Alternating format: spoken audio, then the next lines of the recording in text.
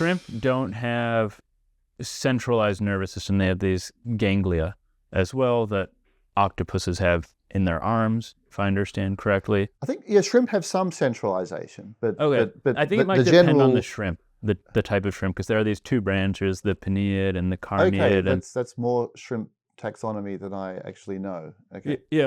So maybe I'm wrong, but let's we'll leave that for the moment. At any rate, they have primitive nervous systems relative to octopuses on the one hand or humans on the other. Yeah. And you said that this third category, I mean, you referred to them as possibly something like simple machines.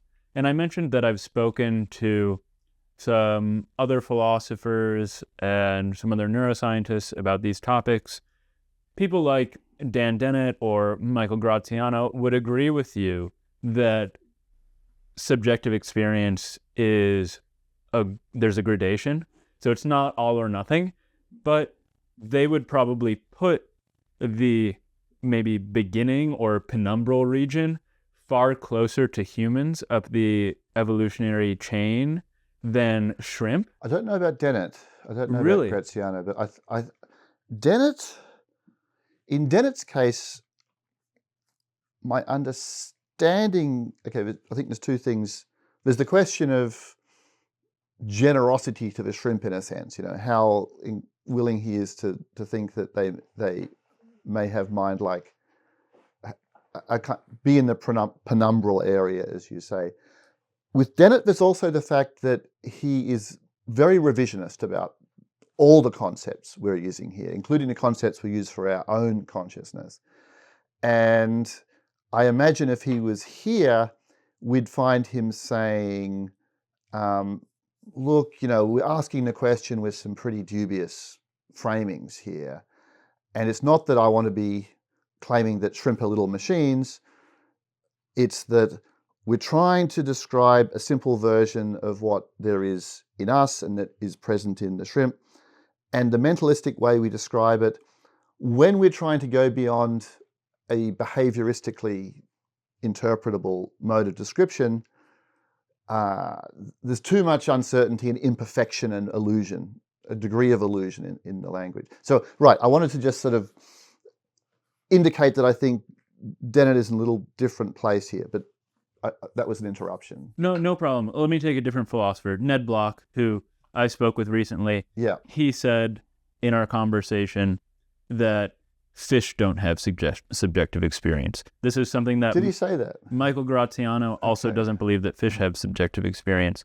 And what I'm wondering is because I don't want to focus on shrimp, but I just want to understand if you think that they are at least in this penumbral region where you would not be confident saying that you're 99% sure shrimp do not feel pain.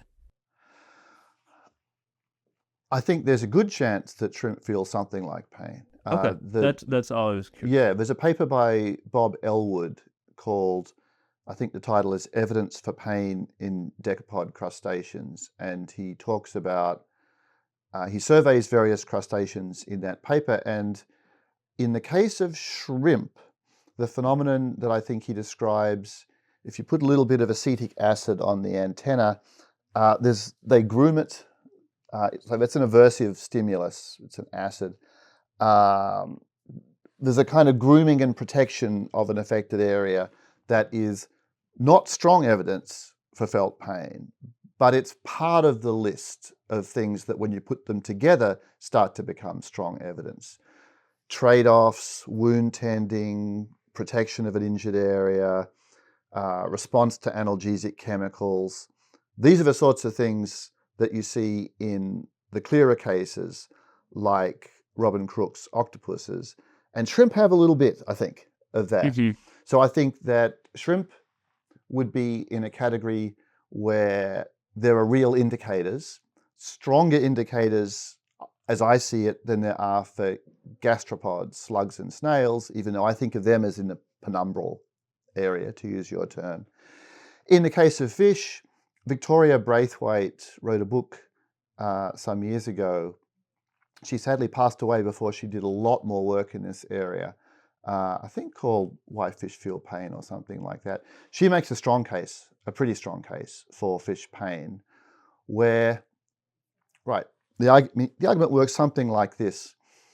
What you're looking for is something that's not a reflex. You're looking for something that first of all is not a reflex, a kind of integrated, sophisticated handling of aversive events.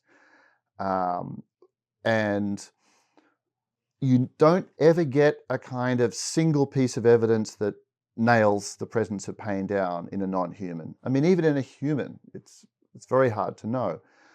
But you can have, as you have in the case of fish and chickens and octopuses, a collection of integrated responses to aversive experiences, trade-offs, avoiding areas where aversive events have happened.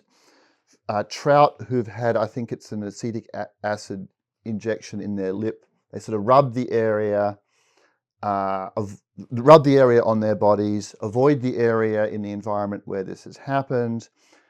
I think analgesic drugs work to change those behaviors. You put all those things together, and I think that the case for fish pain is pretty good. The argument that people have given against it, there was an exchange about this in the journal Animal Sentience a few years ago. The main argument given against it that I've seen is that, well, the brain structure is just, they lack the relevant brain areas. And I think a good response to that can be given by emphasizing the reality of architectural differences across animals who pretty clearly, setting aside pain, are doing similar tasks with different brain areas.